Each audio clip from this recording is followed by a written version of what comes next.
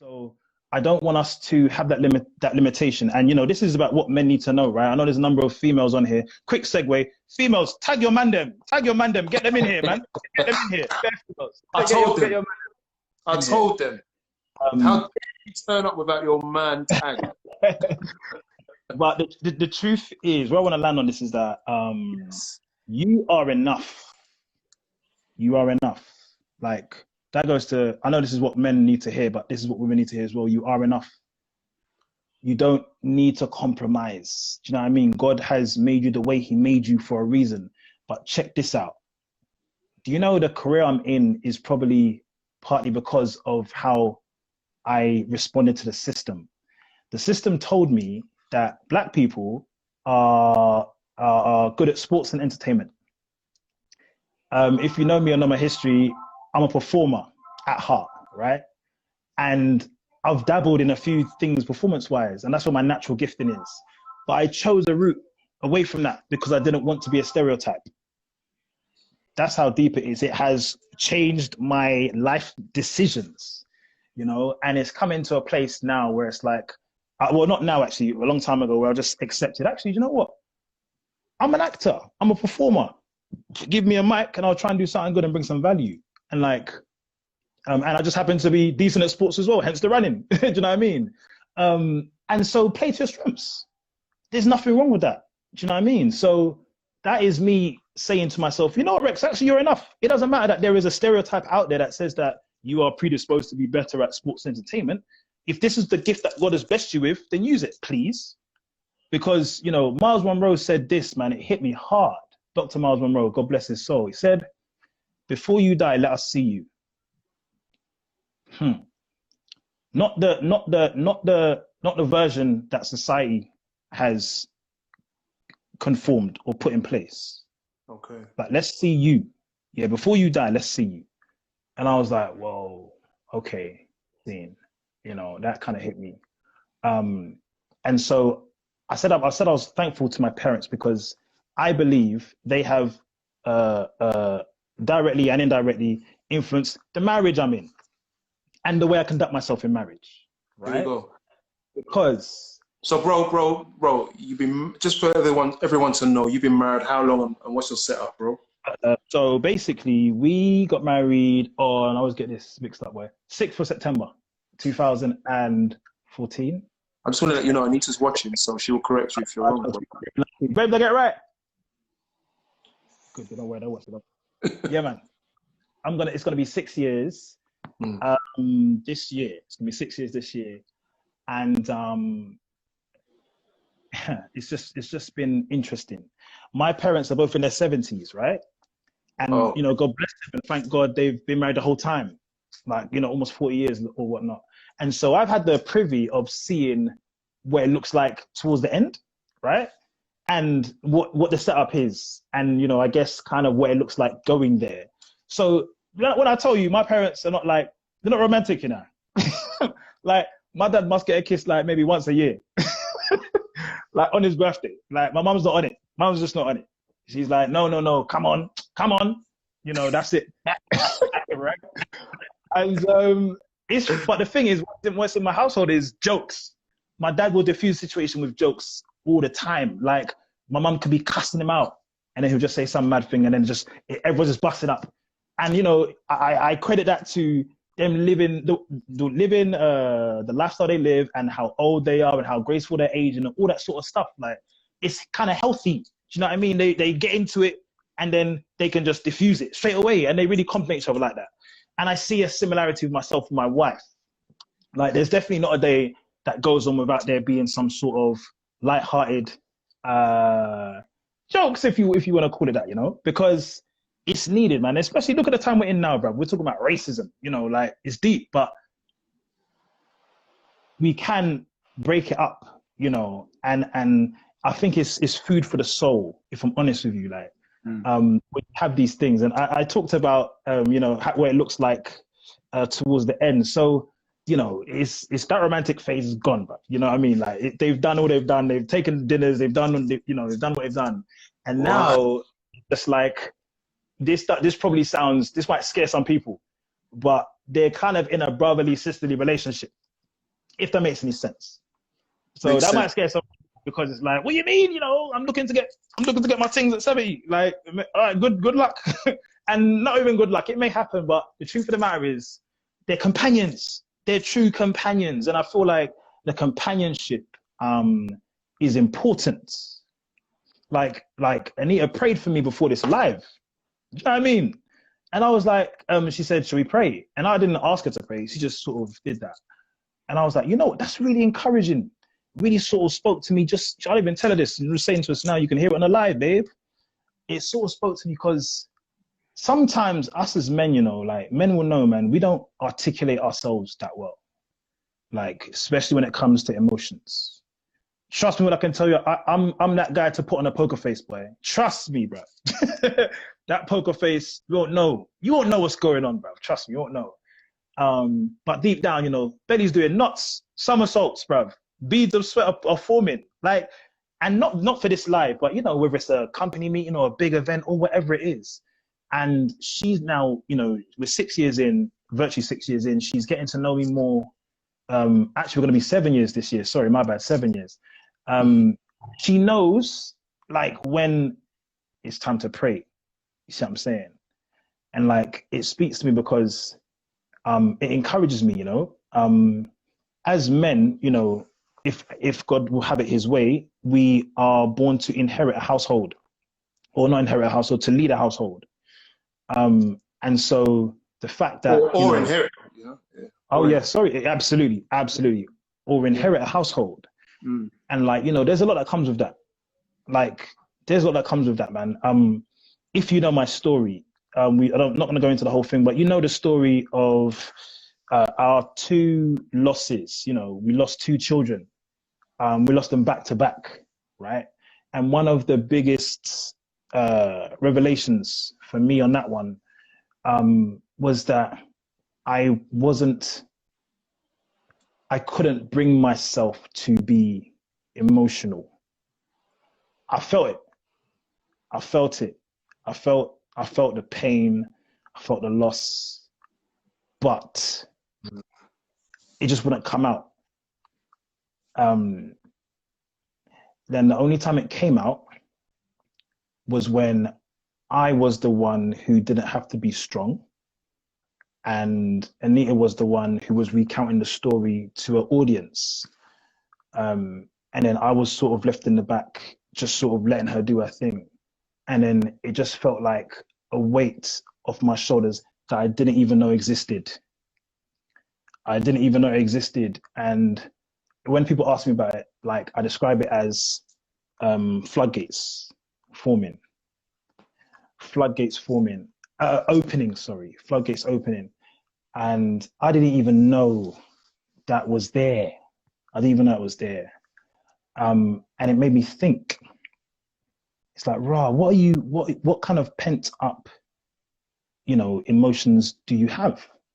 I don't know if it was because I'm a man, or as I've said before, whether I went to a boys' school, I've just had brothers, but it was a release, and thank God for the release, because it literally felt like, wow, I can breathe more oxygen afterwards. Man, I think you know what I'm talking about. I don't think it's just a me thing. I think us as guys, sometimes we find it hard to connect, and there's many reasons for that. You know, the pressures that we're under. You know, I just mentioned us being heads of households and stuff like that, and trying to make sure that our family feels protected, feels safe, all of that. And you know, in my head, I think to myself, I can't let my wife see me cry, because if I collapse and if I fall and break down, then we're done. Someone was saying here, you were shielding your wife's pain subconsciously. What do you think? I agree. It may be true, but is it true for you? I agree. I agree. I have to jump on this. You know why? Because I'm recalling the time.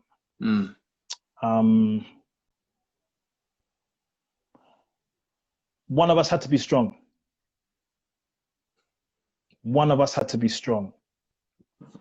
It's deep. That was my rationale at the time. One of us had to be strong. I knew that at some point it will come out. Like I thought maybe it was at the funeral or something. I knew it will come out, but I didn't actually think it'll be in front of her, to be honest. I thought it will be on my ones, you know, me in my secret place with me and God or what have you. I'll just let it out. But in the moment, how I discern the situation, I've got to be that rock for my partner. It's the truth. I've got to be that rock for my partner. And I just thought to myself, was that to my detriment? Do you know what? Can I just? Yes. Man. I know exactly what you're talking about because I've got a massively tough exterior. But it wasn't until I did a personality test helped me understand a little bit more about myself. And it helped me understand that I'm not, although I'm hard, I'm quite emotional on the inside. There's a lot going on the inside. And it helped me because I was like, oh, I do it because I know I feel it. But it's like what's on the inside has trouble coming out. 100%. And the issue with that, Rex, is that what it was doing, and still has the potential to do, and sometimes still does, what it was doing is it's stopping me from expressing. Yeah. So there was no outlet. There was very little kind of, because nothing could come out, nothing could come in either. Do you know what I mean? Whoa. So it's just a wall. A wall does that. Do you know what I mean? It was like, that's my coping mechanism, is to process it on the inside and keep it to myself. It's not just men that do that, but men do it a lot. Men, when it comes to emotions, internalize a lot more often than women. And for me, that was a wall does both things. It prevents things from coming in and coming out. Yep. And when there's now pressure, pressure's going to go to the weakest point, bro, and just, you know. Yep. So I take it you had that moment as well, bro. Let me tell you, man. I've had a few moments like that. I'll come to your question in a second, Harry. I've had a few moments like that where I remember in 2004, there was a particular situation I was in, and it went on for about 4 or 5 weeks. It was going on for. It wasn't between me and Winnie. It was an external situation that was now coming into the home. Seeing a very big issue. I can't even go into it, but it was to do with lots of other people and some madness. And I internalized so much then. And that was in 2004. Yeah. About 16 years. Wow. So it, you know, being new in the game of marriage, I'm only 3 years in. I'm a boy in the game. And I say that because, you know, you need a few years to get into each other. Absolutely. And then there I am. The pressure's building up inside me, right? And it didn't come out as a screaming or a fit. It didn't come out like bleeding from my ears, you know. It didn't come out as I didn't faint. It came out as, bro, I don't even, you know. It came out as, I want to take my life. And you know what happened? This is the thing. Juanita was watching me. I remember I was sitting on the front room floor, stressed, right? And Juanita came in, and she knew I was down anyway. We were both going through it, but she knew I was down. And she took that leading role just for a minute. Yep. But I knew she was going to do it because I was practically disabled. I was physically disabled from my mind. Just sitting on the floor, I didn't know what to do. There's a lot of pressure on us. I'm supposed to be in charge. I've got to take care of this. I created this problem. And she came in and looked at me and she said, "You all right?" Now, bro, the pressure came out as a snap decision that I'm going to end it. I just had, Charlie was about, well, she was only about 7, 8 months old then. And bro, let me tell you, that decision was real. It wasn't a what if, it was, I've made up my mind. She came in and she put her hand on my shoulder, and I'm a guy, I don't let my emotions out, fam. I don't cry. And I burst into tears. Now, bro, before she touched me, as soon as she stepped through the front room door, I was embarrassed, and she hadn't even said anything. I was embarrassed because I was like, I could feel the cracks forming, like in a dam, on a dam wall. And I was like, no, come on.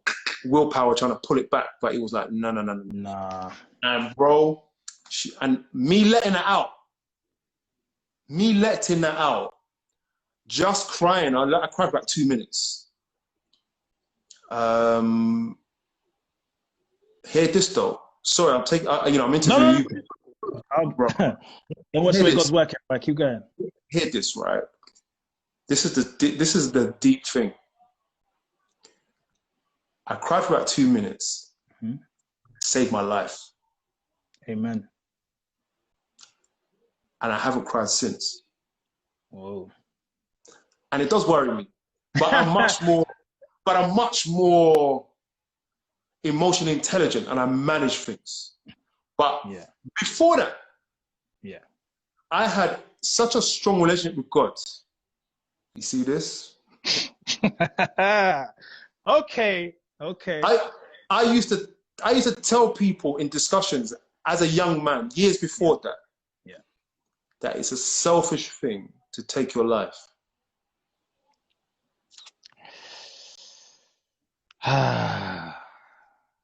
And then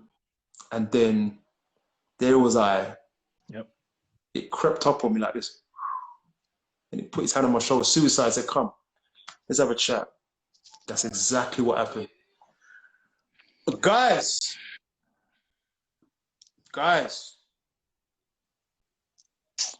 bro, that's real, man. That is real.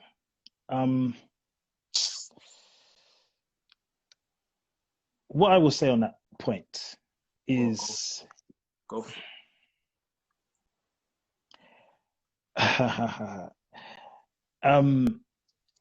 Men need to know that there's something called seasons.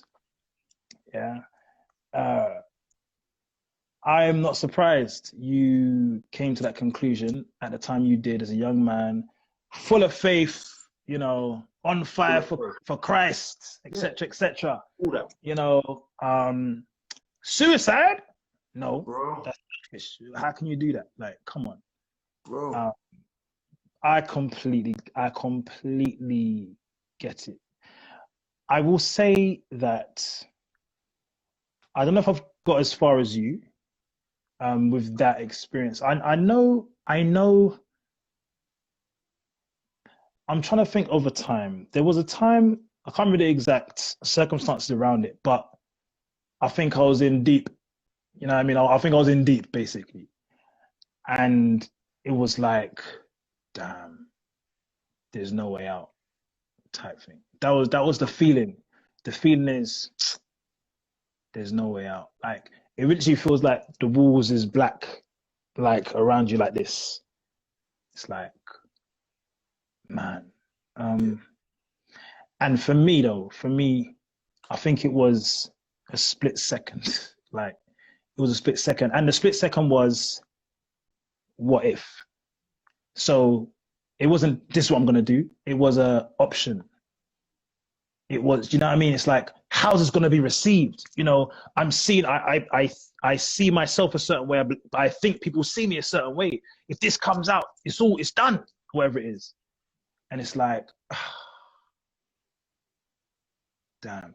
And I suppose if I sort of tiptoe around that now, suicide, man. Yeah. Like, for me, it really is still to this day, like, such a shame that people can get there. But it's very real. It's very, very real. You know what, as well? You know, sorry to cut you. You know, the joke is, like, I got a lot of friends, you know. Bruv. Who you talking to, bruv? You talking to me? I know. I got a lot of friends. Yep. It's like, Yep. Oh, look, sorry, look. You know what you've done? You open up a can of worms, Rex. Yeah? Bruv, listen, the way God works sometimes, let it roll. Let it roll, bruv. Let it roll. It's like my best friend died it's about a month now. It's about a month. Savior of the universe, that brother. He had more friends than anybody I know. And on a number of occasions, he tried to take his own life. Mad. And it was just him not wanting to be that vulnerable to people. Which is, I think, when we're looking at the culture of the black man, sorry, he died of COVID, but his pride didn't allow him to come and reach out to me. And he was never going to be that vulnerable until it was bad enough. Yeah. And I managed to catch up with him when someone slipped me a little message and say, "Go and meet your boy." And he let a lot of things out to me. But that culture, it's been dropped on us. Like, you have to do this. This is yours. This is you. Shh, don't tell anyone. Don't cry. Manage this thing.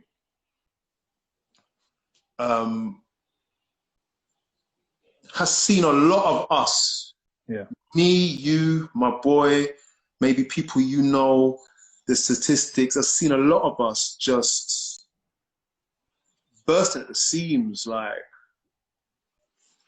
just because, like, we don't want to say, like, I feel like I'm going to die, I'm not able right now, like, I need you to take my position.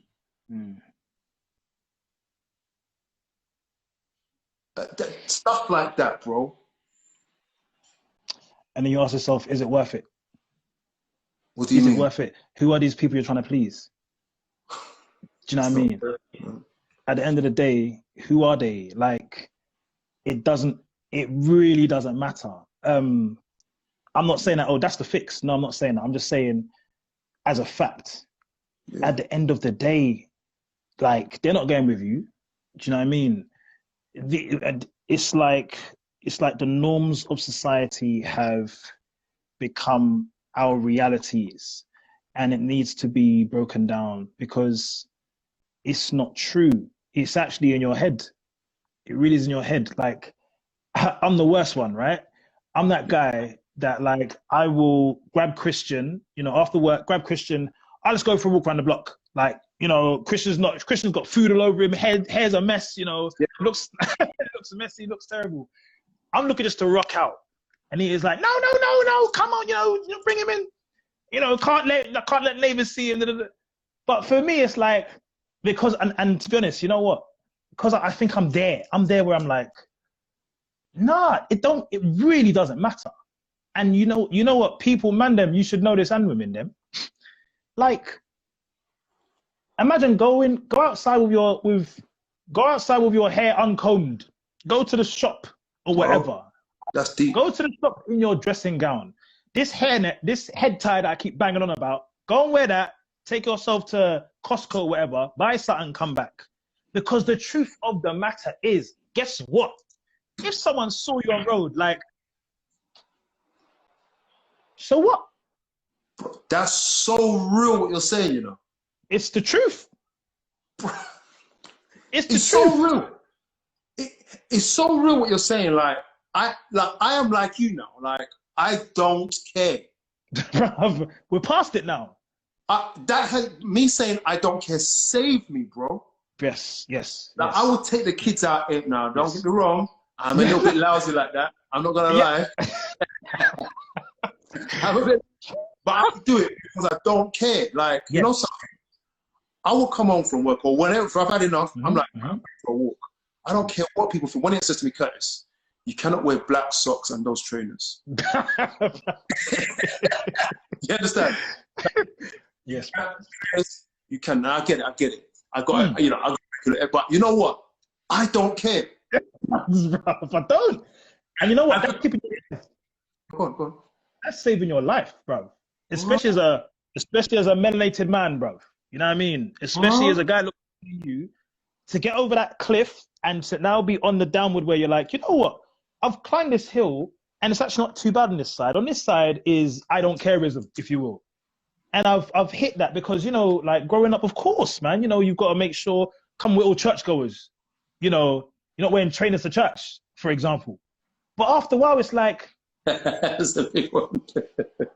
That's a big one. What does it matter? Like if I come church in denim, some denims, and a t-shirt and some crepes. Like I know we always used to wear our Sunday best, but what does it matter really? Like you can make a comment, but it don't matter. Do you know? Okay, Pippa. Now I'm gonna read this comment. Like just like in slavery, when men could not protect their family, they had to be strong, watching the wife being raped and children being murdered. That strong silence was passed down. Yeah. Yes. Do you know what? There is a book, called Brainwashed by Tom Burrell. I suggest everybody read this book. Essentially what the book is about is the propaganda machine that the white man has ultimately imposed on us, and how it was the most successful marketing campaign ever. You know, if you want to talk about emasculating a guy, you know, what Pippa has just described there is exactly it. And then you think of generations, and then you now think, especially in the States, right? It's like men are already emasculated because at the time the women had to then, because the men, you know, weren't protecting the woman or couldn't protect the women now have to handle themselves, look after their kin themselves. And so like, you know, I don't need you, independent woman, what have you. And it's like, that now, you know, fast forward how many generations and you see the situation over there. You pass it on, right? And so man them again, or women them, anyone, right? What we need to know is this: there is an enemy out there. And John 10:10 will tell you that he's here to steal, to kill, and to destroy. Now notice something that hit me this afternoon. I didn't say he's coming to steal or kill or destroy. I said he's coming to steal and then kill and then destroy. And the whole thing is linked, all three of them. To steal something is bad enough. To kill something instead is bad enough. But then to destroy it, in my head, I took that as lineage. If you want to deep it, I lost 2 boys back to back, right? You could go as far as to say, you know, I still haven't concluded whether it was the enemy or not, but if his hand was in it, he's trying to destroy my lineage. Do you know what I mean? Because I can't bring these kids back to life. But thank God for the God I serve and for the faith that we have, because Jesus was able to bring us through, bro. Like, man, then we need to know, man, when times get hard and times get dark, like, the one thing I hope you can hold on to is Christ. Now, trust me, I'm not trying to be cliche. Trust me, I'm not trying to be cliche, because that's a cliche Christian answer, right? And I guess maybe it does depend on your faith, right? But if I'm honest with you, the way my faith was, if I go back to that situation, it didn't make sense. It's like, God, I've known you all this while, and we built a relationship, and things normally, you know, 1 + 1 normally equals 2, but in this case, it didn't equal 2. Wagwan. And then it happened again, it didn't equal 2. Wagwan. So what's going to happen now? Because guess what? I've already prayed all the prayers. Bun God. bun it, bro. like, you know, thank God I didn't say that. But it's like, I was, you know, it's like you question yourself, of course. It's like, what's the point? I mentioned this before in another live, but it's like, I'm paying tithe, I'm leading praise and worship, I'm coming to church every Sunday, I'm setting up, I'm doing the works. What, God? What? But what are these works? These works are filthy rags, you know? And so trust me when I say that God has a plan, man. It's so mad to say, man. Trust me, because there are people on this live that are going through it right now, bro. Trust me, like, they're going through it. Like, they are questioning God, standard. They're questioning God, because we will question God. I think we have to. I think it's a rite of passage, personally. Don't be afraid to question God. People know you have to question God. Tell him how you feel. You have to, man, bro, because we have to. I mean, we have to. I think we should spend a little time exploring that. Anita's upstairs, I think, bro. Sorry, yeah, go on. We need to. Oh, sorry, Chris. we have to spend a little time exploring that. What you just said. Questioning the Lord, like, is required. Let me tell you, man. I've told God what I think, bro. You might take that the wrong way, but you know what I'm trying to say, bruv. 100%. Yep. Yeah. Go ahead, bro. Good. No, I'm glad. That speaks volumes to me, because it means that you are at a place in your relationship with God that surpasses infancy and immaturity and surpasses blind faith. It says to me that you've gone through some stuff and you're still learning, but you are comfortable, I guess, comfortable enough in your relationship with the Lord that you can question him like that. Do you know what? With what you're saying is right. Let me just explore more about what I was saying there. Sorry, go on. No, it's okay. Let me express more. Sorry. I am comfortable enough, and the reason why I'm saying we're bringing this up is because we're highlighting how men have to survive. Okay, how we have to survive when our backs are on. When you ever seen a boxer on the ropes? I usually use this term when you're on the ropes, like get off the ropes, fam. You know, because when you're on the ropes, that's when you get lashed, right? Yes. And I think there's two things have happened. First is my relationship with God has evolved so that it is more conducive for me to reach out to him. That was the word, bruv. Evolve, yes. That's the word I should have used. Evolved, yes, that's the word. Yeah. And so what that means is that I can handle pressure a lot better because I can say, God, what's going on? But it was interesting though, in the times when I was desperate, like back then, and since then, Trace, Trace, thank you, man. We're on it. God bless you, Trace. God bless you. Yeah, I want to also go back and deal with some questions as well, but I'm on a roll. No. The other side to this is that if it weren't for me, I said to myself, I don't even care how this sounds, God. Some of you might be so religious that you might think I have levels of audacity. Yeah. But remember, he's my father, yeah? You know what I do with my son? I had to say to him, you need to tell me what you're thinking. Yeah. Or I'm going to get upset with you because I'm watching you damage yourself. Like, this is a real relationship, Rex. I was so desperate. I said to God, either take this or leave me alone. But if I don't tell you, I'm going to end it. What? Do you know what I'm saying? Like, God, you have to listen to what I've got to say.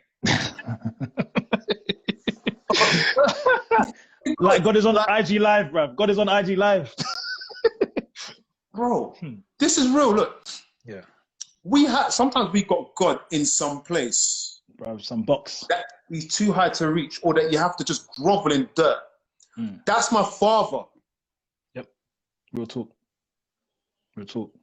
Like, bro, here we are as men in this real world, and plans are not working out.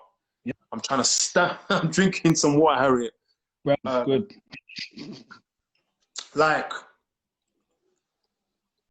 my plans in life have just gone upside down for years, and that's not being that's not me being unsuccessful or ungrateful or a bad planner. That is like God saying no. And I knew he was saying no, and I was getting mad with him. And I'm like, if you don't give me something, give me one thing, and that is let me tell you how I feel. Yeah, good. So that I can let this out. Do you mind if we go? Do you mind if we go back over some of these comments? You can address them if you will. Go on, Stephen. Someone said this war against. Oh no, not that one. A lot of our problems stem from the perceived opinion of other people. Yes. Bro, just look at the time. Is Instagram still doing the hour thing or? Hey, there's comments there. Boy. Can you screenshot or something, bro? I don't know, man. Can you? It's gone because I can't catch it. Don't worry, I'm going to save this one, guys. We're going to hook this up again in about 10 seconds. Bear with me as I save this to Instagram TV, yeah? Speak to you in a bit. Rex, I'll see you in a minute. Yeah. All right, bless. All right.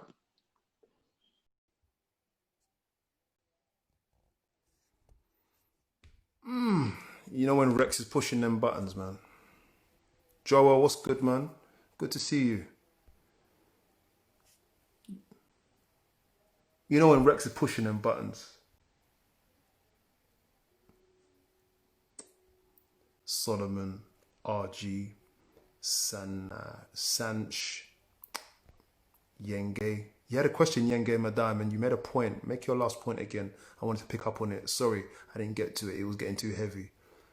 Rex, let me see you in a second. Where you there, bro? Oh, there you are. Wave. Thanks for the talk. Minor. Thanks for the talk, Adams. Adam.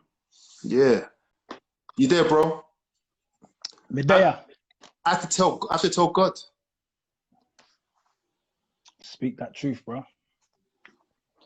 You got to be real, man. Otherwise, there's no point. I think going on what you're saying, a lot of people, God is too far away. He was too far away from me back then. It's understandable because it's learned. That's how we interpreted God. That's how a lot of us interpret God. If we're honest, that's what's fed to us. Do you know what I mean? Like, I went to a Catholic school and mass was just the preacher on a pulpit up high speaking to me, and that's it. If we go to church nowadays, more time, if you're a pastor, if it's a sort of, if there's a pastor of a church, he or she is preaching to you. Do you know what I mean? And like, it wasn't really for me personally until I was encouraged to read the Bible for myself, attend cell groups, discuss Bible study, those sorts of things, reading on my own accord. That's like, I've got quite a few questions. Have I got to wait till Sunday? You know what I mean? To have no time with leadership to ask them. Or, if God is for me, because I tell you what, when I started reading scriptures, there's a lot of problems in there. And I was like, all right, God, you said this. Like, I didn't say it. So you have to honor it. Do you know what I mean? Like, if you're talking about you got plans of good for me and not of evil to give me a future and a hope. All right, cool.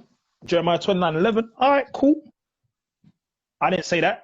You said it. So that means that you got good plans for me. So therefore, regardless of the situation, it's going to work out for my good. The same with Romans 8:28. All things work together for the good that those according to what is it? For the good to those who love God. Sorry, yes. For the good, all things work together for the good to those who love God, for those that are called according to purpose. That's right. It's bare of them, and it's like, and what about? So the second part of John 10:10, I mentioned the first part today. So I have come to give you life and give it more abundantly. Right. So the life I'm living is kind of cool, but you're coming to give me more? Mm-hmm. Okay. Yeah. Cool. Like, you see what I'm saying? Right. I didn't, I'm okay with God is all powerful and everything. So let's start there. But then if you're telling me you've come to give me abundance, I'm gonna walk in that. Do you know what I mean? But I've got to question it, because when I don't see it materialize, then it's like, God, wagwan, what's going on? Like, what's happening? Is it me? Do you know what I mean? Am I standing in the way of myself? Like, people need to know that you need to be real with God. I like Rex. I like sure. what you're doing. You're describing the mental processes that people go through, and determine on how they handle those processes. Yeah, determines whether they go down the wrong road or the right road, bro. Like you said it. People, I'm not taking from you. I want you to continue. No. People are like, I'm at my wit's end. This is me now. I haven't got any more rope. And God allowed this next madness to come on top as a man, right? Rex, speak to me, man. You're quoting scripture to me now, man, and the next stress has just dropped on me. Bro. It's like, oh, bro, come on. When there's no more rope, bro. When there's no more rope. In my eyes, anyway. Yeah, no. When there's no more rope, you will see what you're made of. Okay. You will see what is in you. Like, that's what I'm talking about. Because is this faith thing real to you or not? Essentially, because there's nothing left. Like, if you want to keep it 100%, these boys are gone. Yeah, I can't bring them back. I've said this before. They're gone. I can't pray this away. I can't will it. You know what I mean? Come on. Nothing. I can't fire. Nothing, bro. Nothing, no, bro. Like, they're going into the grave. Like, the machine is coming and it's pouring soil on top of the casket. Yes, bro. This don't really compute. Do I still believe? I've got a question for you. Bro, do I still pray? Rex. Let me ask you. What are you doing, man? We went to West Side else, you know. Well, you know why? Men, this is the topic, bro. But men, I want to ask you a question in a minute, next question in a minute. But black men, so we could entitle this "What Black Men Need to Know." Because men, but men are suffering with mental health and suicide more than ever, right? What did you do to survive? Bro, break down how you survived that. Now, I'm asking you a tough question. I want to know how you avoided taking a mad dead-end turn and hitting a wall.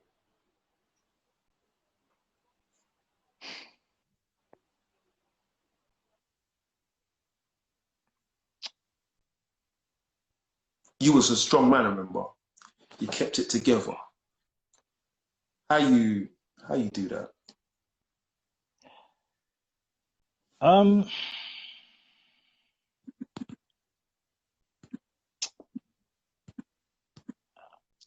I think there's quite a few answers to that question, if I'm honest with you.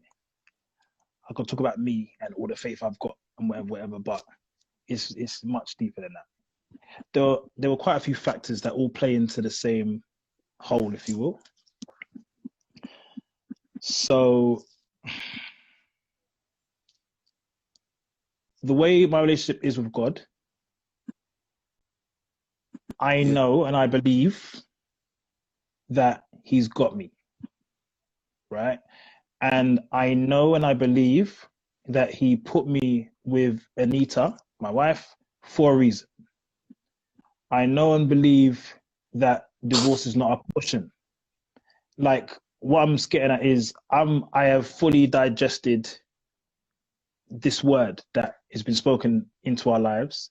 I know and believe the vows I said when we got married, because as I've said before, we got married for worse, we got married for sickness, and we got married for poorer. This is worse. This is worse right here. This is a bit of sick as well. It's not gonna be rosy all the time. At the top of the hour, I said that I thank God for my parents because they've been through much adversity and they've managed to traverse and they've ended up where they are and they're still together. So that must mean that this too shall pass. Yeah, this too shall pass. But in this that's happening, I have to allow time to play its part. I'm one of those guys that I don't like to dwell on things. I think sometimes it's a waste of energy, especially if it's a negative. Why am I focusing on that? That's long. It's not a good use of my energy onto the next thing. But this was needed for my growth as a man, definitely, and as a husband, and as a brother, as a son, all of that, because there was no quick fix. Imagine you've lost something or someone like a child. You can't try again immediately. You've got to wait, at least 6 weeks.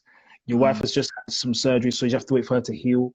Is she emotionally ready? You're talking about trying again. Are you emotionally ready to deal with this? There's a whole passage of time ahead of you. There's no quick fix. Yeah. I had to digest that. And I think I spoke to people. Thank God I've got good people around me. And the folly would have been is if I kept it to myself. Right. If I kept it to myself, if someone asked how you doing, and I was like, boy, these things happen, man, innit? Moving on. No.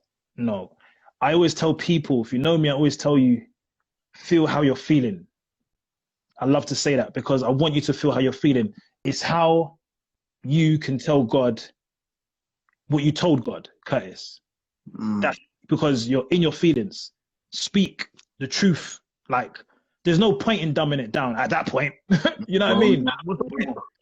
At that point, you may as well just be truthful, be 100%, right? And so I had to swallow my own advice, basically.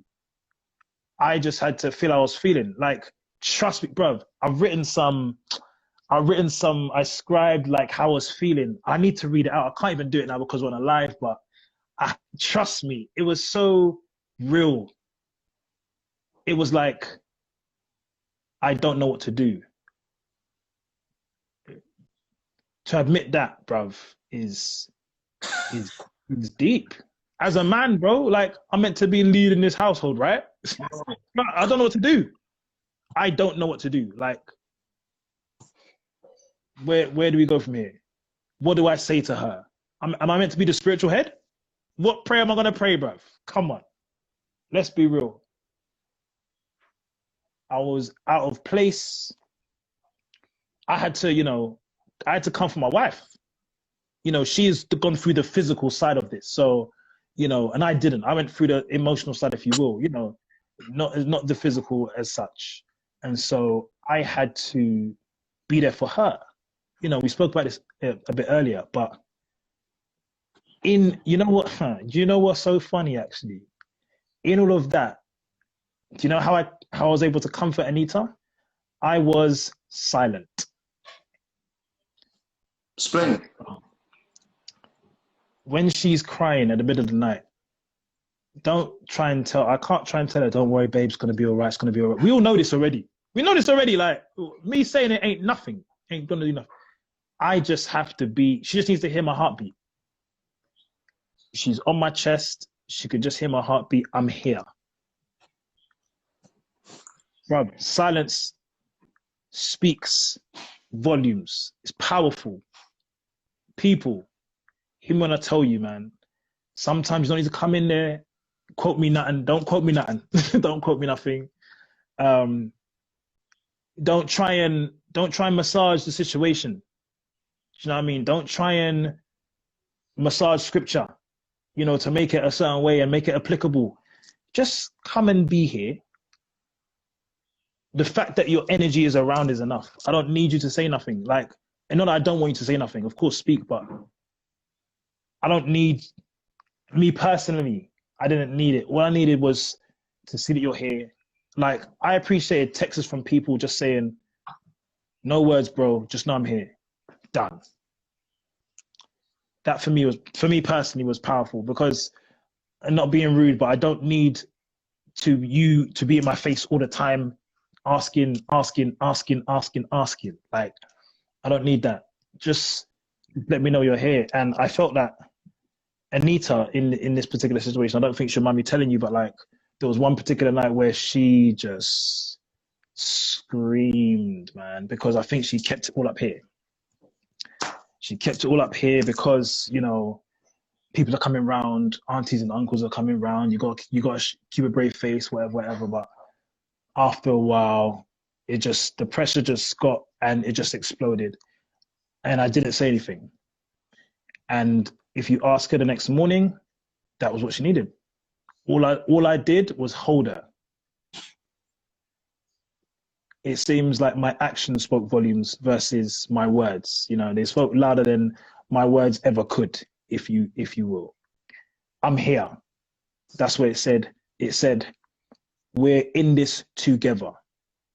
Like, in our culture, you know, there's a lot of pressure on women, as well as men, of course, but there's a lot of pressure on women in the marriage context, to be, you know, the deliverer of goods, effectively. You know, you got to give us the children and look after them and all that sort of stuff, right? And she will be looked at first as well, you know. So if all of a sudden Rex's wife is not producing kids or is losing kids, you know, then is there a problem with the wife? I had to let her know immediately. Bun that talk. That talk does not enter this house, does not come out your lips. It's me and you. This is our situation. We're gonna handle it. That's it. Like, don't need to talk about it no more. There's no, I'm not deep in the situation and thinking, right, you know what? Maybe I married the wrong person. You know, she can't give me children. Nope. We're in this together. We're in this together. And Curtis, man, like, it's powerful. You know why? Because it just gives you something less to worry about. Do you know what I mean? It's something that I don't need to worry about. This person has committed themselves to me, like me to her and her to me. And we went through some dark times, but we went through them together, and we have come out of them together, just as God had intended. I mentioned before, there's an enemy lurking around, roaring like a lion, seeking whom he shall devour. Yeah, he's not getting us because there's two of us. You see what I'm saying? There's one of him. He's not there. I was aware that something, you know, anything could happen, man. And like, I wasn't about to let it happen, basically. That was the man in me, you know, speaking out, like saying, nah, this is a prime situation, you know, for a chink in an armor to be compromised. And I can't let that happen. So I'm not going to try and say anything to compromise the situation. I'm not going to do nothing to try and speed up the healing process or nothing like that. I'm going to let time have its place, and we're going to work through this together. Yeah, I mean, if I just go back to one point about people, man, like, you can't do it by yourself, man. You can't do it by yourself. I know there's some single people here as well, yeah? Like, you're not married or what have you. You need to talk to somebody, please. You need to talk to somebody, please, because we're not meant to be alone. That doesn't mean, you know, you marriage is not on your cards or anything like that. But what I mean is, there's only so much discernment and deep perspective. Yeah, that you can achieve by yourself. this person may have either gone through a similar situation. You know what's funny, right? You've got Anita on this live next week. I hope she's going to tell you about one friend of ours who is single, but she done some amazing things for us. And she's not married at all, but she just knew what to do. I don't know what it was. She just knew what to do. And I was like, wow. So clearly, it's not just about your relationship status. You know what I mean? It's as you are as a person. Yeah. Yeah. I think at the top of this whole thing, I said, you are enough. People need to know you are enough. She was enough. You know what I mean? Like, we're benefiting off her Netflix right now. Do you know what I mean? Like, bro, you know who you are, girl. And she's a blessing. Like, she really helped. And still, and we pour into each other. Like, you need people, man. You can't do this by yourself. You cannot do this by yourself. And I urge anyone who's going through it to reach out. Yeah. I'm gonna say something controversial, but I think it needs to be said.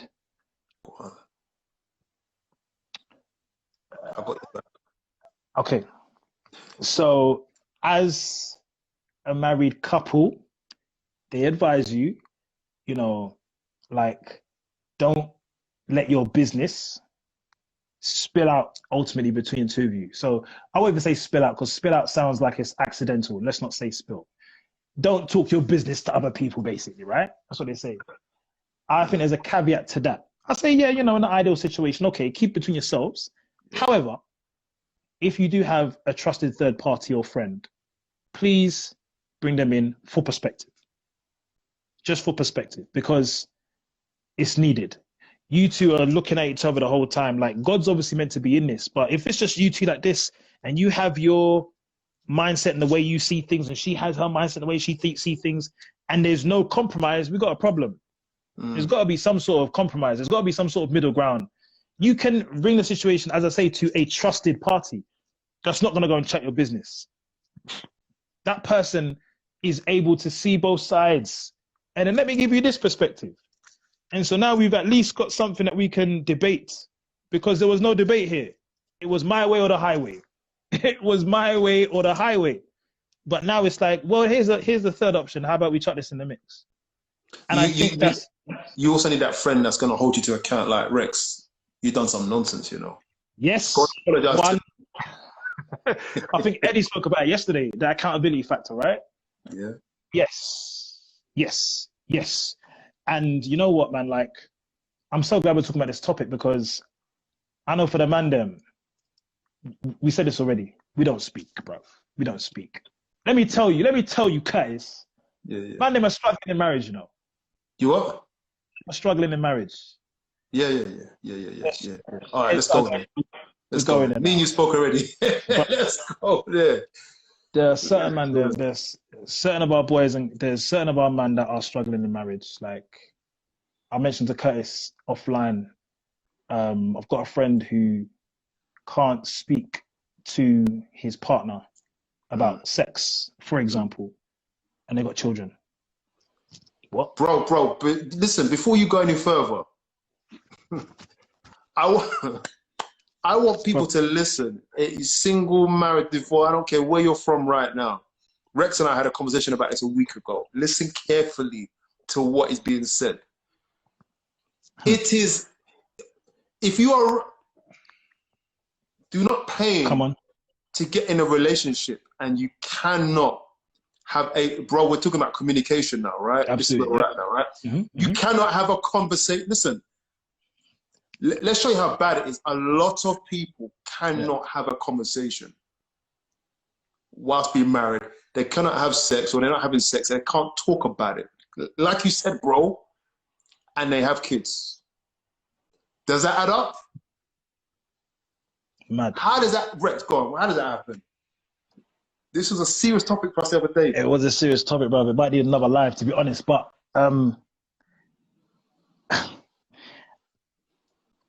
maybe because they weren't taught, maybe because they weren't taught, let's be real. Oh man, you're gonna open up a whole nother can of worms, bro, because I'm even thinking now I'm gonna have to bring it, man. Even the sex before marriage thing. Now, I understand what scripture says, of course. And I'm not saying you should go and have sex before marriage. I'm not saying that. I'll hold up my hand. I had sex before marriage. I did.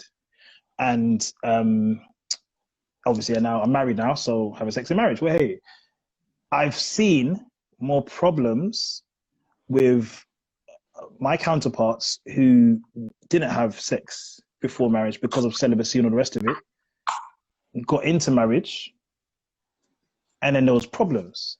And understand me, I am not advocating premarital sex. I'm not. It's just the reality of the situation is basically what I'm getting at. It's the reality of the situation is what I'm getting.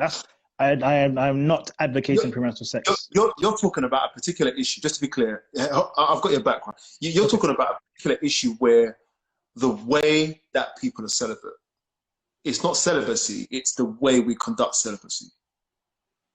Yes. Okay, go in a bit more. Right. So you want me to go into a bit more? Yeah. So how does one end up married and cannot talk about sex when you are free to have it? And you mentioned that in your experience, there are people that you've seen more concerns from people who have not had sex before marriage, meaning that there are some cultural inheritance there. Some issues of what sex is. And then you might find that the person who has been involved in sex before may be, for example, a bit more open because they've been there. Yes. And the person is very close. So you've got this, and it won't work because he's like, look, he might say, boy, you can't. Bro, shove your fist into your hand right there. Love, it's a brick. It's not. It should do this. You know what I'm saying? But it's doing this. So he might say like, "Aren't you into oral? Like, wouldn't you?" And she'd be like, "Ah!" You know, like, I ain't gonna say nothing because I can tell. We can't even talk about it. You can't. It's a shame. Toby just said something there, bro. Sex is portrayed as evil, and so when it's permitted, they can't flip the switch. 110%. Look at how that. do you flip the switch? How do you flip the switch? It's like you're given no manual. It's like, okay, now go give us children. It's like, whoa, what do you mean? Like, I've had to condition my mind to say this thing is wrong so that I can't have it, yeah? So that when temptation comes, I flee, yeah? This thing is the devil, and God doesn't tempt you, so therefore it's not of God, you know, in that particular context. And now I'm married, now it's of God. It's like, whoa, like there's a complete mismatch there, you know, even though scripture's telling you one thing. And then now it's allowed, it's permissible and all the rest of it now. And okay, there's a lot of unlearning to be done there, you know, because ultimately what's going on up here is going to affect what's going on down here. You can't function fully, you know, enjoy it. It's painful, or it just can't happen. And then that will then, you know, that then affects the marriage. Do you know what I mean? Like, I don't even know if I have the answer, to be honest with you, how to connect. Yeah, but you know what, though? The topic is what men need to know. And I think what men need to know, because actually, originally, guys, I think that we were looking at communication. But Rex, you know, Rex is going to take a detour or two. Rex has got a lot of experience and so forth, and he's trying to bring it all in. But here we go, we're here. And we was always going to reach it, because that's how we are. And the thing is, what men need to, was that saying to, because the way it keeps changing? What's this the topic? Oh, what? No, so we need to communicate, but we went where we went, and it's all good, right? Men have to communicate. Yes. Without, and have no fear of the consequences as long as they've done their best. Because men struggle to communicate at best. We don't want a volcano erupting. And like you said, when it comes to the thing about the sex, is like, you know what's interesting? I watched this thing on YouTube recently.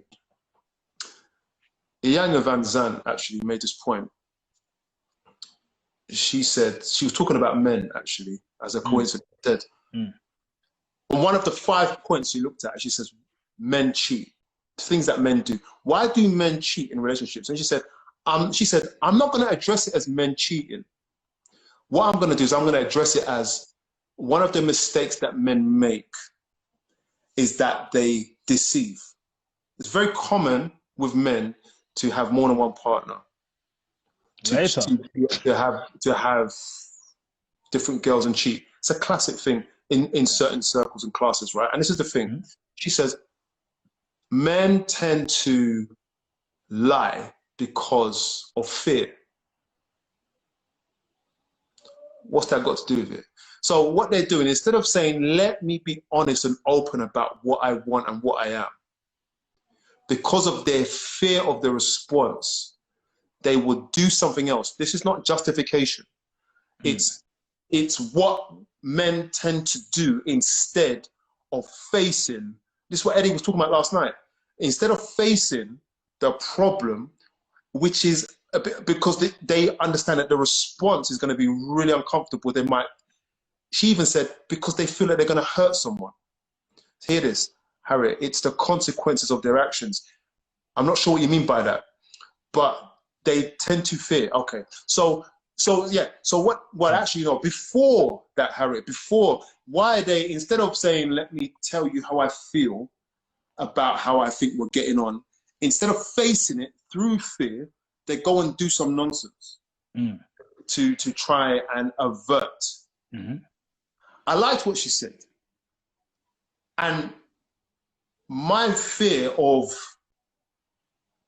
anything, if that is the dictator for my actions, fear, it's actually suicide for any relationship. So here's a man who's in a relationship with his woman. He's afraid to say, this is what I'm like, this is what I want. Yeah, true. Lucky, funny, it took Philip Schofield about 25 years. You know? That's took him about 25 years. That's the realness. I want men to know that they need to be comfortable with uncomfortable situations. So I want men to know that confrontation is inevitable. Yeah. I'm going to repeat that. I want men to know, I want you to know that confrontation is inevitable. There's no escape. If you don't confront, then you go and cheat, basically. You succumb to fear, and it manifests itself outside the marriage, let's just say, or elsewhere. You need to confront the situation head on, because as you have every confrontation, it becomes a little bit easier. True. And it also opens the communication channel a bit wider between you and your wife, and now you can be a bit more honest. A bit more honest, right? Because let's be real, man. You are two different people coming together, and you're getting to know each other, what have you still, and you want to let them know you're. Someone said it earlier about being vulnerable. Maybe it was Harriet, but it's like, to be vulnerable is hard. It's hard. Let's be real, it's hard. And if I tell you my deepest and darkest, that I like something a certain way, and you rubbish it, I ain't telling you nothing again. But that's the risk I've got to take. Yeah. Do you see what I'm saying? That's the risk. Do you know how many uncomfortable conversations I've had with my wife? Because I've had to have them. I'm not gonna go in too deep there, but basically I've had to have them because I think that the audience knows what I'm getting at. But basically, I came into marriage with expectations, and then my expectations were met to a degree, and I wanted more. And then it's like, my expectations are now not being met. We must address this. Click, we're not going to bed. The light is on. Babe, we need to talk. And then we have a frank and honest discussion. I know it was uncomfortable because we're literally talking about like certain things that we're talking about taboo topics very candidly. You don't do that. We don't even know how to do it. because we don't see it. It's the fear thing, right? You have to go through. If someone's, this saying is quite famous, feel the fear and do it anyway. Yes, bro. That's exactly what it was. It's like, I'm going to feel my way through this because this is getting me down. Yeah. If I don't express it, I don't want to go and tell an ex-girlfriend. Do you know what I mean? That's the worst thing for me to do. I want to tell my wife, this is my spouse. I'm meant to drink from my own cistern. You know, you're kind of getting the analogy right now, right? So in this particular case, I need to tell you what's on my mind. Yeah. And then let's just go from there. Because I don't know what your response is going to be, but I'm letting you know this is what it is. And hopefully we can now put things in place. And, you know, it's helped because so it's going to be our 7th year. And I'm so happy because I know when I talk to my other guys around, I'm telling them, guys, man, you just need to talk about it. Like, It sounds so simple, but it's the truth. You need to talk about it. Well, I remember one friend of mine. So obviously referring to sex here. He was like, bro, man, but if I tell her like how much I want it, she's going to think I'm some sort of freak or something. Like, she's going to think I'm some sort of, you know,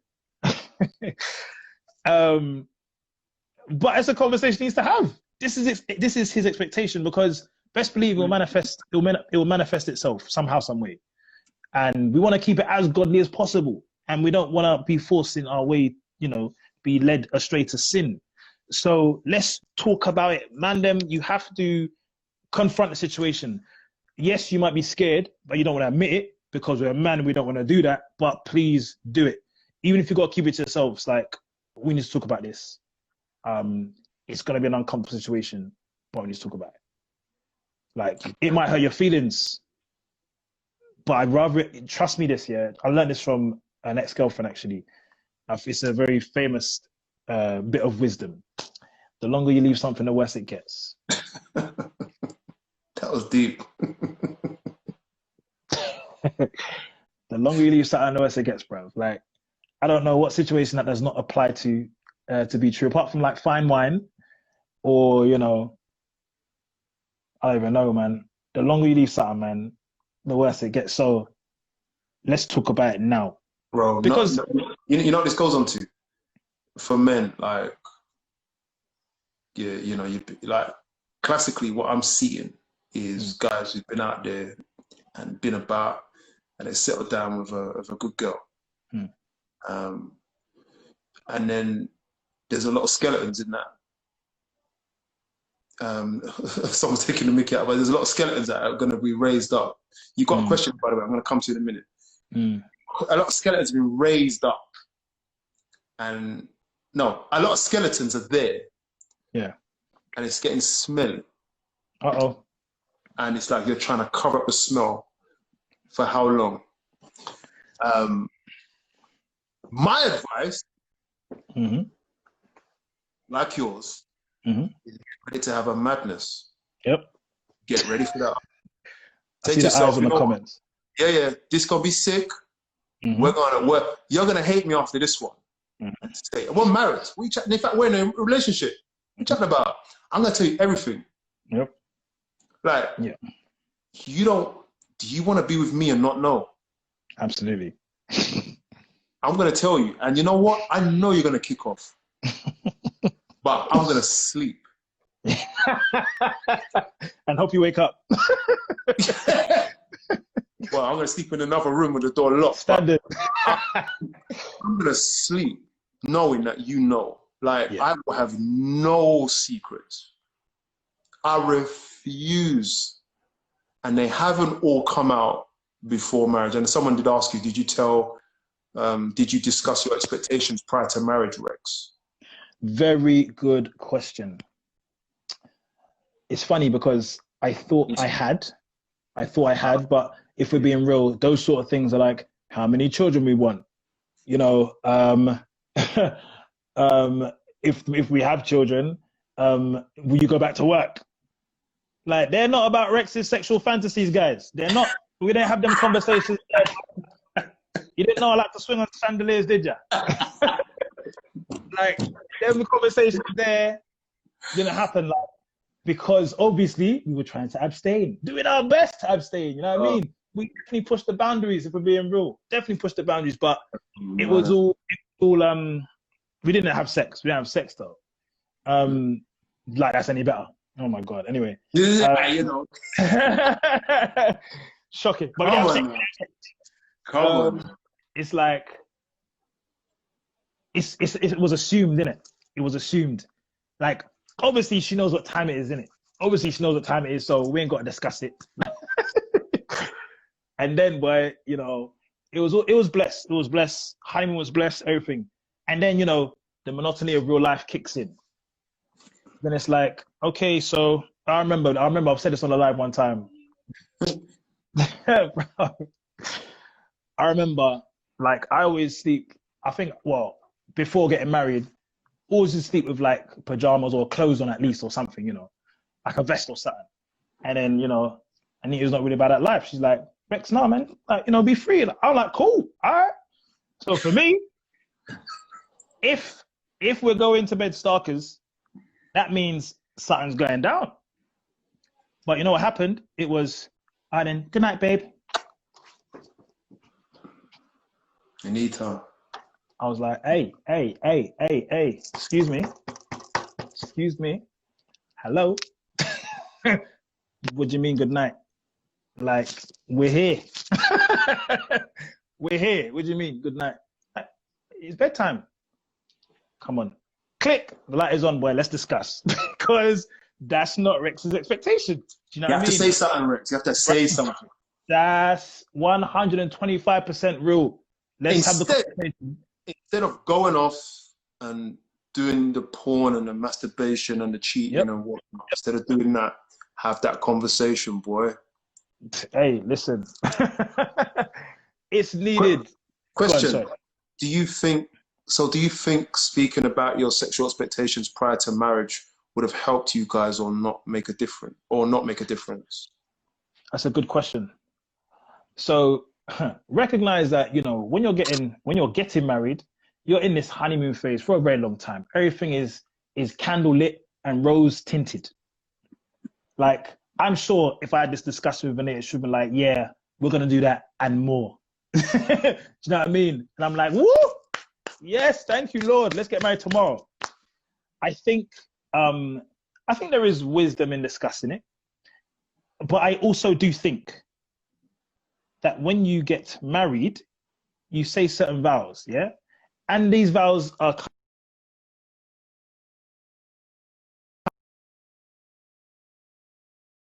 comfortable situations. Oops, am I still there? I'm here, sorry. I'm back, okay, sorry. There's going to be comfortable situations and uncomfortable situations. There are going to be contradictions happening throughout the course of marriage. And it's like, that sets the preface for your marriage and the boundaries ultimately. Because to be honest with you, you cannot discuss everything. Yeah. You can't discuss everything. Like, yeah, that's fair. Whether or not the conversation would have happened, I'm pretty sure eventually would have had to have had the conversation we did have. Because there's only so far down this road I can see, you know? I am an advocate for pre-marriage classes, by the way, big advocate, because you can get a lot out in them classes. But the truth is, there's only so much you can see. Like, how are you going to see, sorry to bring it back to this topic again, how are you going to see child loss? How do you navigate that? No one, that's not in pre-marriage classes. How do you navigate that? Do you know what I mean? I always come back to it because we went through it, but... And you can't prepare for it either. You can't prepare for it. You can't. That is why you need to be, that's why, as I say, the vows are there to let you know the remit that your marriage is gonna function in. Yeah. When I tell you that child loss is in there, like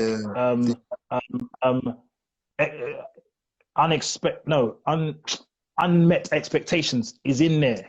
Disappointment is in there. You know what I mean? It's all within these constraints here. Yeah. And that's when you get married, you agree to deal with them within the constraints. Yeah. So that's why you can only discuss beforehand. So it's a good question. Definitely it's a good question. It would have been a very good light-hearted topic to discuss, but definitely we would have had to have had the conversation we would have had. And like, even for those who are not married now, like there's only so much you can discuss beforehand, and do get the big things out. You know, the big things are money, you know, roles and responsibilities. You know, get these things out. You know, these expectations. Oops. But Joe, it's interesting. Someone did ask in response to that question. It's like, when it comes to sex, I know it's our favorite topic, isn't it? I do think, and even it's nice to discuss things beforehand, right? Because we're all from slightly different cultures. Rex, maybe you not so much, because I think you're both Ghanaian, right? Yeah. So maybe there's a lot more similarities, whereas Juanita and I, we have got less similarities. So it might help to discuss more, because in commonality there's expectations, standards. But I think that if you don't get to discuss these things, the issue here is that, number one, you can't discuss everything before we get there. And number two, just deal with it a certain way when you get there, which makes the world a difference. Like,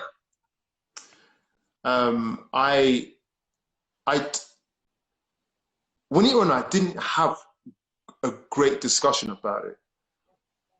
But as the years go by, and as our bodies change and as our expectations change, you just have to manage it as it comes.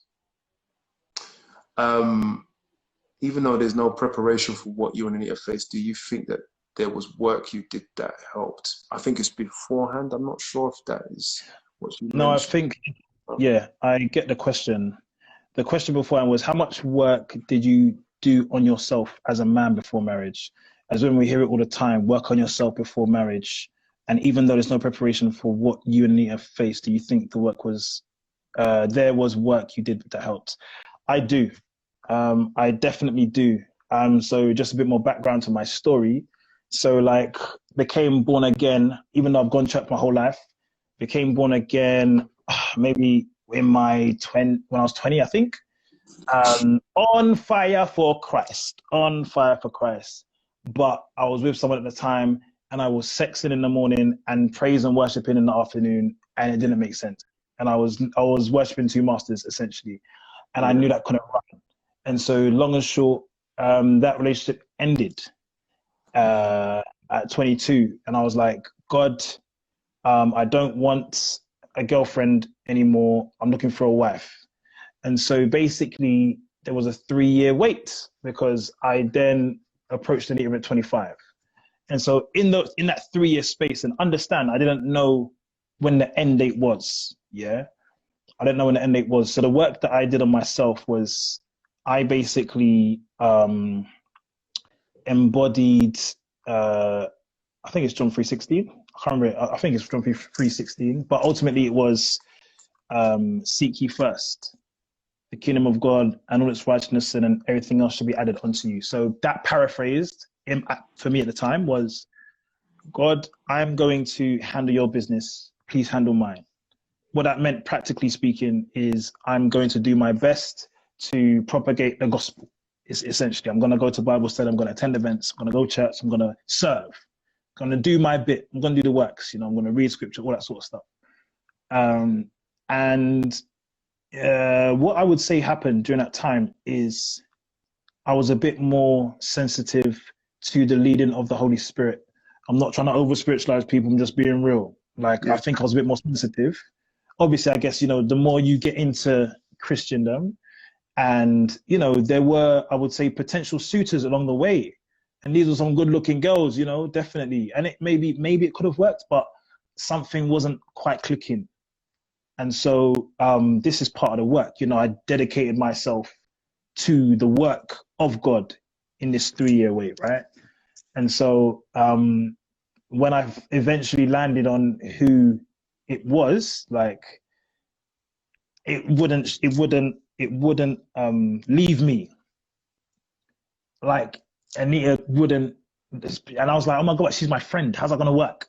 How's this gonna work? She's my friend, and I've never approached her like that, whatever. But I couldn't get her out of my head. She even had a boyfriend at the time. It's a mess. But the conviction I had at the time was that I could not let her walk down the aisle with someone else without her knowing how I felt about her. That was the conviction, yeah? And so what I then had to do was have confrontation, if you will, tell her, and I don't know what happens next. I don't know what happens next. So I have to tell her and see what happened. So I'm trying to answer this question now. What work did I do? I was patient, which I know is not a sexy thing to hear. I was patient because I was confident in God, basically. Like, my belief at the time was, I'm going to get married at some point. Standard. That was my belief. I'm going to get married at some point. Standard. Like, that was what it was. I had the model of my parents ahead of me, you know. So that was my thing. I don't know when it's going to happen, but I thought it's going to happen. So whenever it happens, no problem. And I took it seriously. Like, I thought to myself, I'm doing this once, so I better get it right. You know, yeah. I better get it right. And it's a big deal to me. It's a big deal. Like, I don't believe in divorce. And I'm sure most of us do, because I know there's some people that have been divorced and what have you. I would try my best not to. That's what I can do, right? So I can do. I don't intend to. So I want to get this right. And with Anita, everything was pretty much there. And so, but the funniest thing is, the caveat is that she did not embody what I usually go for. In terms of my type, she was not my type, but everything else was checked, which is why I was like, oh, whoa, wait, God. But, you know, I thought, you know, you want to check that box as well. But I thought, you know what, man? Nah, you know, let's, there may be something in this, and I'm trusting God enough to go through it. And thank God I did, basically, because it was definitely the right decision. You know, I had some very real sort of hang-ups, she will tell you. You know, I had some very real hang-ups, but I faced them head on. And I thought, Rex, man, these are all superficial things, like, really, come on. You know what I mean? Like, it's not that deep, basically. And yes, we proceeded, and here we are 7 years later, and we're going strong. Like, I remember on another live, I told Curtis, man, you know, I still look forward to seeing this girl. She's in the other room. I look forward to seeing her. And that's 7 years on. Do you know what I mean? Like, I look forward to a conversation. It's real.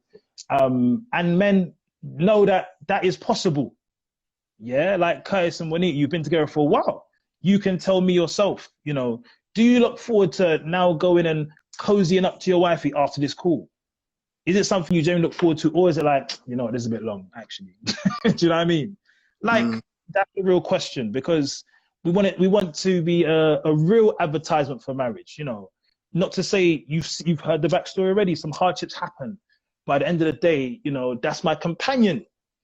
That's my companion, and I'm so glad I have her, irrespective of all the dramas and the madness, yeah? So man, them know that it's possible.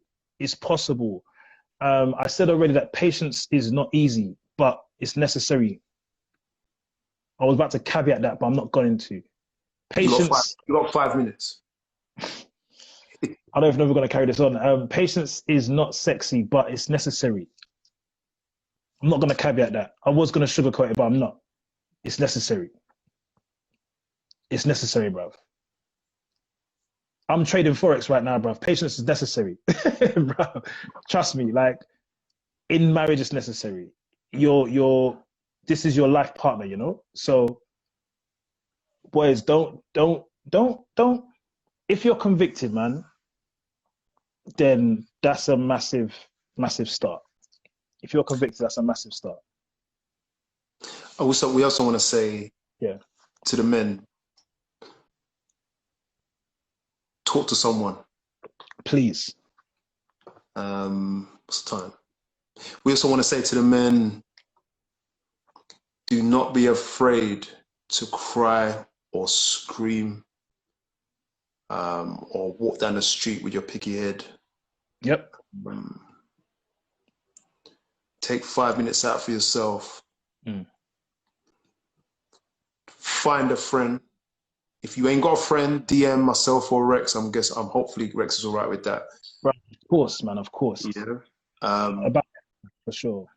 I want to say to the men, have no fear of your partner's reaction or anybody's reaction if you're going to speak the truth.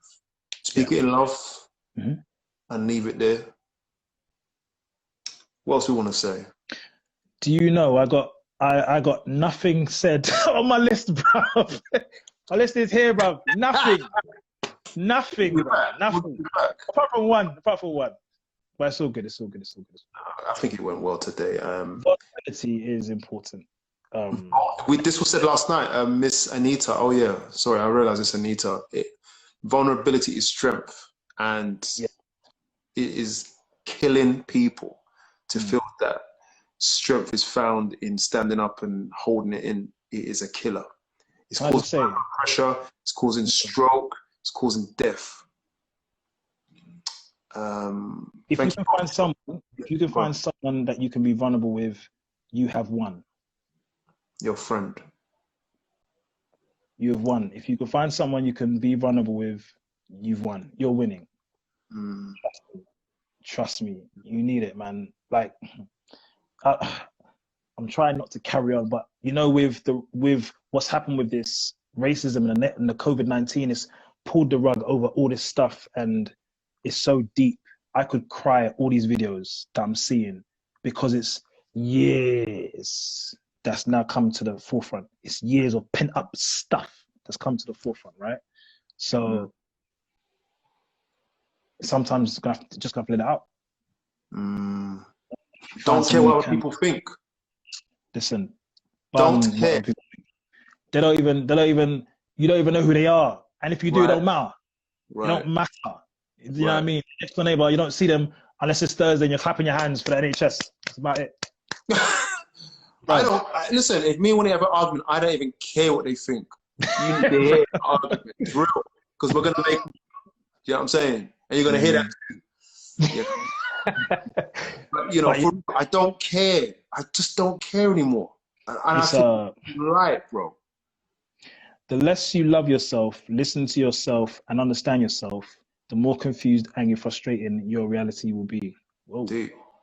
That one there. Boy, I have to write that one down. Mate, that one there. I've got 4 minutes to write that down. Oh. How am I going to write that down? The less you love yourself. Yes, bro. No, I'm trying to, because I'm so sorry I did not read so many comments. I left that to Curtis, but yes. Thank you, Trace. Thank you, Harriet. Thank you, Ani. Black Jam Fam. Ria Antonia. Thank you. Albert. Nature Cycles. I can't even keep scrolling, man. It keeps on stopping from scrolling. Someone dropped some gems. Marriage counseling shouldn't stop when you get married. Shouldn't it also be looked at as learning how to communicate with each other in topics that you necessarily might not be comfortable with? Yes. So much to say. Guys, thank you so much, man. Man. We should have gone for another hour, boy. No, we got beds to go to, bro. We got beds to go to. Don't worry. Homeschool, all of that. Part 3 is tomorrow. Little Black Book is on. Thank you. There's plenty of Frank, God bless you, sir. God bless you. This has been an outlet. This has been therapeutic for me. I hope it's been for you, man. Just like Eddie said, man, this is good. We don't talk like this in public enough. And there's so much more that can be said. You know what I mean? There's so much more. Keep that. Don't throw that away. We're gonna come back to it, man. We'll come back to that one. But God bless you, man. God bless you all as well for tuning in, man, because this is it's a work day. Do you know what I mean? It's a school night. Yeah. Excuse me. But yeah, man. I'm gonna have to sit here for a little while, bro, and just let it digest. To be honest with you, because there's been a lot. We will see you all tomorrow night at 9 o'clock for the final installation of What Men Need to Know with Little Black Book. Rex Yes, and Anita, but Rex, thank you so much for spending your time being honest and open and talking about something that I have not heard on social media at all. And I know you're only scratching the surface on your experience, but you've done so much for us tonight. Thank God. You will be back. You know, Rex is on our YouTube channel as well. He's done a couple videos for us already. Check them out. Because this is good soil. That is why I invest. Hey, it's a very good story, bro. It's very good. Drop some of that Forex this way, and it will be. I will know you're talking for real. Soon come, bro. Soon come. Don't watch that. Soon come. God bless you all. We'll see you tomorrow night at 9 o'clock. Yes, we'll be there. Have a good one, guys. God bless you lot, man.